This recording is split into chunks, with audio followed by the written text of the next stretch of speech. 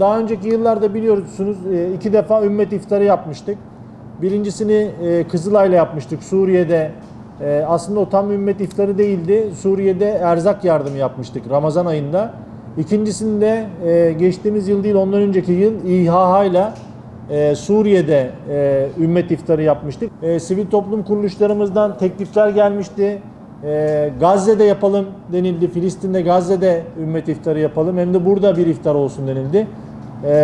Bütün sivil toplum kuruluşlarımız bu organizasyonun içerisinde olacak. Oradaki iftar organizasyonunu yapacak olan sivil toplum kuruluşlarımız tekliflerini ilettiler bizlere. Nerelerde iftarlar yapılabilir diye. Onları bir konuşalım ve işin tabii bir de ikinci bir tarafı var. Burada da aynı zamanda eş zamanlı bir iftar yapılması. Tabii böyle hani bol menülü değil, geçtiğimiz iftardaki gibi çorba, pide şeklinde bir iftar ve hurma şeklinde bir iftarla hani oradaki iftar buradaki iftardan daha güzel olur. Muhakkak ki güzel olmalı.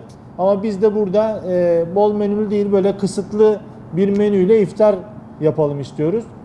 Burada iki tane gündem var tabii. Birincisi hangi sivil toplum kuruluşumuz veya kuruluşlarımızla dışarıdaki ümmet iftarının yurt dışı faaliyetini gerçekleştirelim.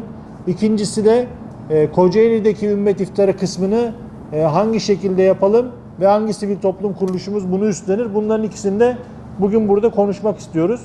Ve bu meseleyi bugün burada neticelendirip hızlı bir şekilde Ramazan'a kadar çalışmamızda bütün sivil toplum kuruluşlarımızla birlikte güzel bir şekilde yapıp inşallah neticeye ulaşmak istiyoruz.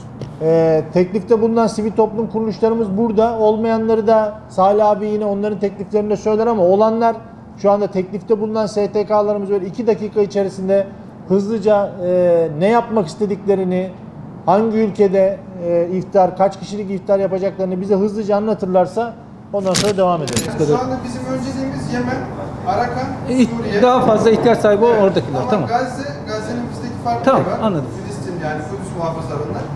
Evet. O Evet. anda Olmaz. ne görev vereceklerse yaparız. Gazze'de ve Suriye'de organizasyonel talibimiz bunu üstlenebiliriz, yapabiliriz. Bu yıl Bangladeş'te özel bir çalışma yürüteceğiz. Bangladeş'e inşallah buradan Kocaeli Sivil Toplumundan 2 arkadaşımızı göndermeyi düşünüyoruz. Allah nasip ederse. Başka bir kurumdan. Orada yetimhanelerimiz var. Bu yetimhanelerimizde eğitimlerimize iptal ediliyor. Kuruluşların belirli sayıda iftar konusunda bir taahhüt alıp da bu sayıyı mı tamamlasak? Yani diyelim ki mesela bir iftar başı 20 lira ya da 25 lira deyip kuruluşlarımız vatandaşımıza yönelik olarak, gönüllülerimize yönelik olarak işte böyle şurada iftar düzenliyoruz.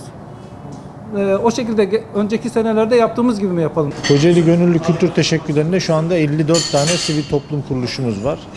Bu sivil toplum kuruluşlarımız içerisinde gençlik faaliyetlerinde bulunan sivil toplum kuruluşları, sendikalar, insani yardım vakıfları bulunuyor. Biz gündemi aslında değerlendirip hem de sahada birlikte ortak akılla proje üretmek üzerine çalışmalar yürütüyoruz.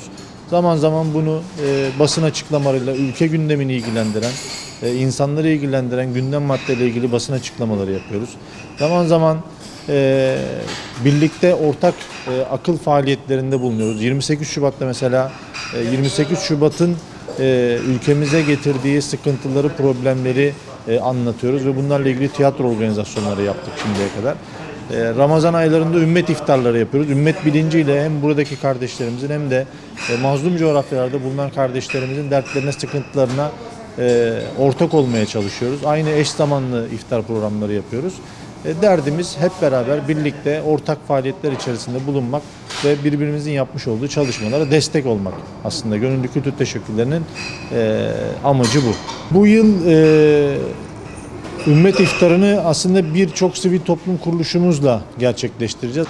Birden fazla coğrafyada eş zamanlı aynı anda bir iftar organizasyonu yapıp hem de Kocaeli'de bulunan sivil toplum kuruluşlarının üyeleriyle çorba ve pide, hurma eşliğinde bir iftar. Ümmet coğrafyamızda da oranın yöresel yemekleriyle zengin bir menüyle aslında derdimiz aslında o. Orada zengin bir menü olsun, burada da daha kısıtlı bir menü olsun.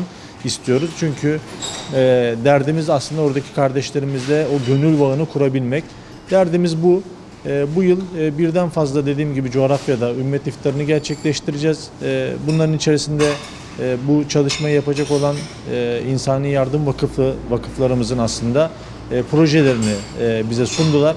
Bu projelerin içerisinden bütün sivil toplum kuruluşlarımız belli miktarda maddi kısmını kendileri üstlenecek inşallah ve gönüllü kültür teşekkürleri olarak belirleyeceğimiz bir günde de burada bütün Kocaeli'deki sivil toplum kuruluşlarımızın temsilcileriyle, üyeleriyle burası ve aynı anda da ümmet coğrafyamızda da inşallah bir iftar gerçekleştireceğiz.